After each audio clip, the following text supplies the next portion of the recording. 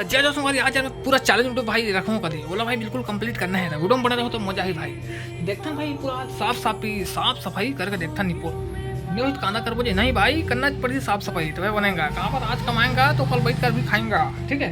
तो चलो देखता तो बोला मैं बना रहा बिल्कुल एंड तक। तो स्वागत करता हूँ भाई एक काम करता हूँ भाई दोपहर में काम चालू करता हूँ कभी अभी तो सुबह होता तब जल्दी मजा नहीं आया तो दोपहर में काम चालू करबो तब मजा ही करे। तो संगवारी हमें काफ़ी रेडी होगा भाई तो चल आज के चैलेंज वीडियो स्टार्ट करते हैं। तो फटाफट है मेरा भाई पूरा करना है पूरा खड्डा मोड़ा घर पे जाना है भाई ठीक है।